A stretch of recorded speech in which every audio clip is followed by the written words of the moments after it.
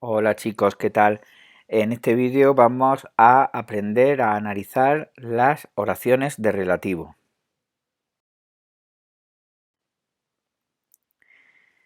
Las oraciones de relativo son las que desempeñan funciones propias de los adjetivos, fundamentalmente la función de complemento del nombre.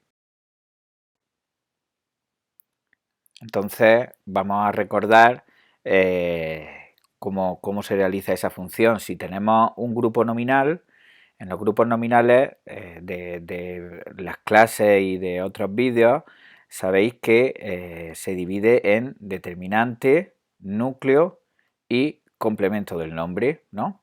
Lo opcional es el determinante y el complemento del nombre, y lo obligatorio que debe aparecer es el núcleo, que siempre es un sustantivo o una palabra equivalente a un sustantivo.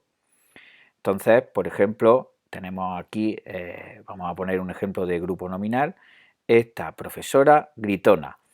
Esta, el demostrativo funciona como determinante, el sustantivo profesora es el núcleo y el complemento del nombre es ese adjetivo gritona. Vamos a poner otro ejemplo similar: el perro ladrador. Lo mismo, el es el determinante, perro es el núcleo y ladrador es el complemento del nombre. Pero, ¿qué sucede si yo sustituyo el complemento del nombre del primer grupo nominal, gritona, y en lugar de gritona digo que grita? Pues sigue funcionando exactamente igual, sigue significando exactamente lo mismo, pero ahora tenemos un nexo que y el verbo grita. Por lo tanto, ya tenemos preparada una oración, porque a ese verbo le podemos poner diferentes complementos. Lo mismo ocurre con el perro ladrador. Si yo quito ladrador y lo sustituyo por que ladra, sigue siendo el mismo complemento del nombre, todo sigue siendo igual, pero tengo un verbo conjugado, por lo tanto ya tengo una oración. Una oración a la que le podemos añadir sus complementos normales en el predicado, como por ejemplo en que grita mucho, el complemento circunstancial de cantidad, o que ladra por las noches, el complemento circunstancial de tiempo. Pues eso es la oración que denominamos oración subordinada de relativo. Siempre se va a referir a un sustantivo porque funciona exactamente igual que si fuera un adjetivo. Entonces, a ese sustantivo lo denominamos antecedente. Y hay que distinguir en ella también el nexo que la introduce. Bueno, pues aquí tenemos el esqueleto de cómo funcionan las oraciones subordinadas de relativo. Hemos visto que son como adjetivos exactamente igual, funcionan exactamente igual como complementos de un nombre al que denominaremos antecedente, que están introducidas por un nexo y forman parte de los grupos nominales. Y esos grupos nominales van a funcionar en la oración de manera normal, pues como funciona cualquier otro grupo nominal, como sujeto, como complemento directo. Vamos a convertir, por ejemplo, estos grupos nominales que tenemos aquí como si fueran sujetos, añadiéndoles un predicado con un núcleo del predicado y, por ejemplo, con un atributo, y ponemos el verbo ser. Esta profesora que grita mucho es mi amiga. El perro que ladra por las noches está enfermo. A todo ese conjunto, puesto que la oración subordinada de relativo está dentro del grupo nominal que forma el sujeto de una oración principal más amplia, pues lo englobamos dentro de la oración principal. Así que recordamos que tenemos una oración principal en la que hay un sujeto, en la que hay un predicado, que el sujeto está formado por un grupo nominal y ese grupo nominal tiene el determinante, tiene el núcleo, que va a ser el antecedente, y un complemento del nombre donde está la oración subordinada de relativo. Vamos a pasar a continuación a ver los diferentes tipos de oraciones subordinadas de relativo. En primer lugar, veremos las oraciones de relativo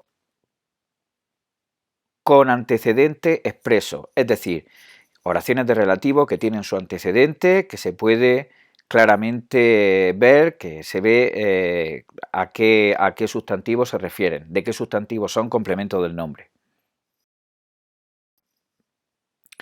Aquí tenemos la oración que poníamos en el ejemplo anterior. Esta profesora que grita mucho es mi amiga. Hemos dicho que tenemos el grupo nominal esta profesora que grita mucho, que tiene su determinante, tiene su núcleo, que es el antecedente, y el complemento del nombre es la oración subordinada de relativo. Bueno, ¿cómo se analiza por dentro la oración subordinada de relativo? En primer lugar, tenemos que distinguir el nexo que tiene la función de sujeto.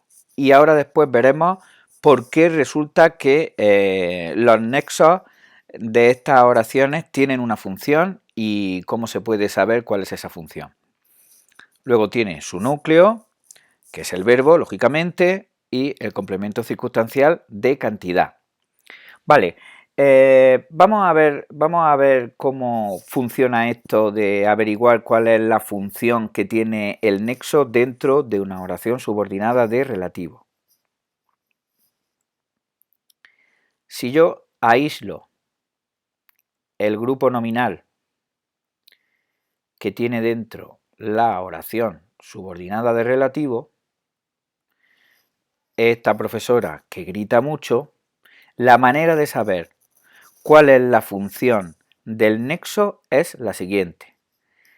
Eliminamos en el grupo nominal el nexo y lo sustituimos por su antecedente. Y la función que ejerza ese antecedente, esa es la función que le vamos a poner al nexo. Entonces hemos eliminado el nexo que, lo hemos sustituido por su antecedente y se quedaría el grupo nominal así. Esta profesora grita mucho. Por lo tanto, el sujeto de esta oración es profesora, que es el antecedente al que se refiere el nexo. Así es como hemos averiguado que el nexo de la oración subordinada de relativo tenía la función de sujeto. Y ya no queda más que analizarla de la forma habitual. Pues está claro que se analiza tal y como sabemos habitualmente, como se realiza de manera normal. Por lo tanto, ya sabemos cómo se construye, cómo se analiza por dentro una oración subordinada de relativo y cómo averiguamos cuál es la función que tiene el nexo, que os recuerdo que ha sido sustituyendo mentalmente el nexo por su antecedente y viendo qué función ejercería el antecedente.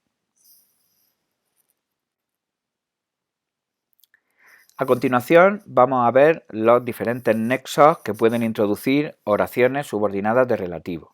En primer lugar tenemos los que denominamos pronombres relativos, que son qué y quién y su variante plural, cuánto, cuánta, cuántos, cuántas y los grupos relativos. Los grupos relativos o grupos relativos complejos son la unión del artículo, el la, los, las, con el relativo que o el relativo cual, cuales.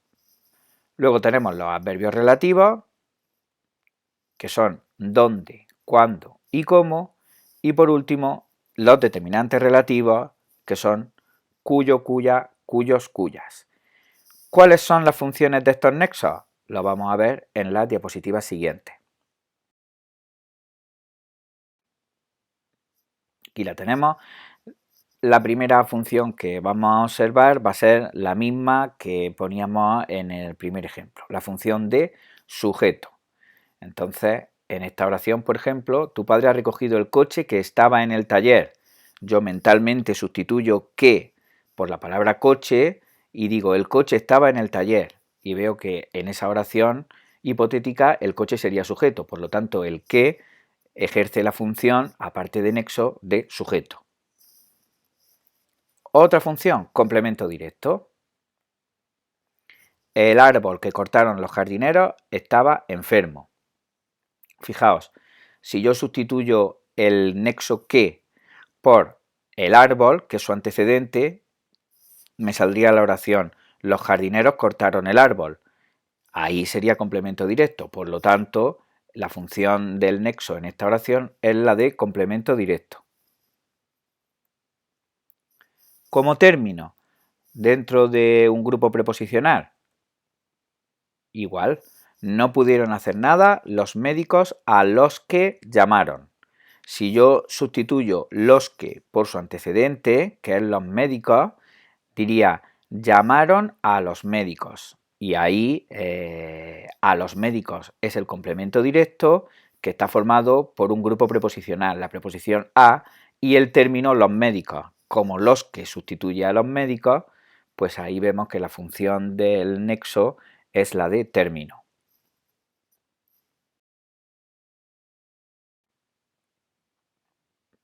Como complemento circunstancial del lugar, evidentemente el adverbio relativo donde va a ser el especializado en ejercer esta función. La casa donde vivían tenía paneles solares. Circunstancial de tiempo, pues el adverbio relativo cuando. Aún recuerdo aquel día cuando nos conocimos. Circunstancial de modo, evidentemente va a ser el adverbio relativo como. La manera como te estás comportando es inadecuada. Y por último, como determinante, va a funcionar el determinante relativo cuyo, cuya, cuyos, cuyas. Más tarde regresará el dueño cuyo coche tapona la entrada.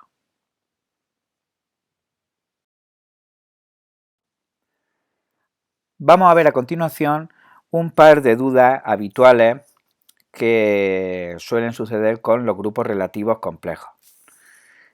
Cuando el nexo es un grupo relativo complejo, se entiende como si fuera una sola unidad, es decir, todo junto es el nexo.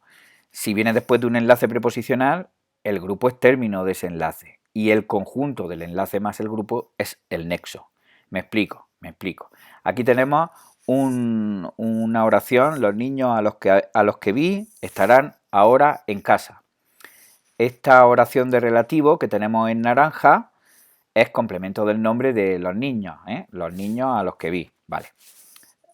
Y está introducida por ese grupo relativo complejo los que, ¿verdad?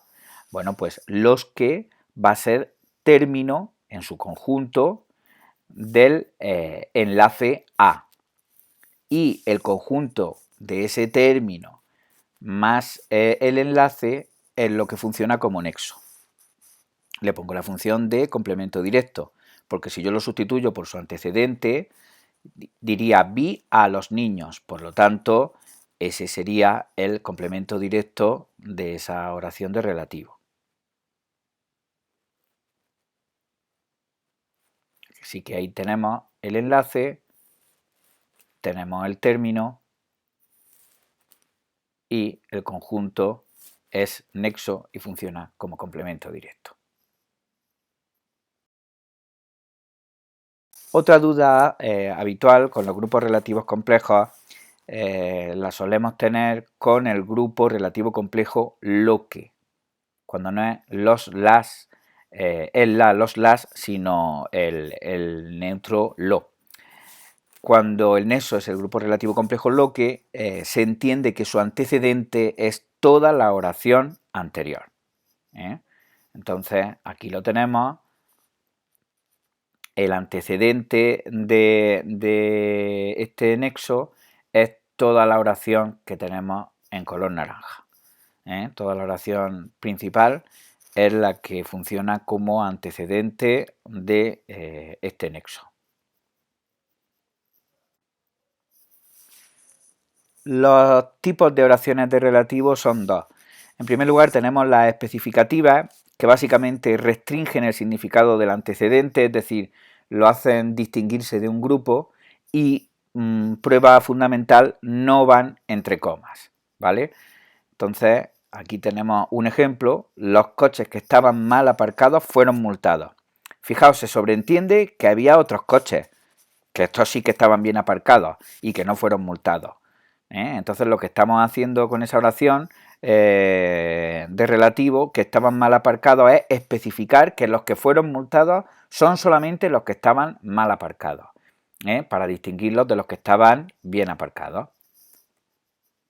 Y explicativas, en lugar de restringir la información del antecedente, de hacerlo distinguir de un grupo, lo que hacen es añadir información y van entre comas. Fijaos en la diferencia. Voy a poner el mismo ejemplo, pero con una coma. Los coches que estaban mal aparcados fueron multados. Se entiende que fueron multados todos y además que todos eran los que estaban mal aparcados.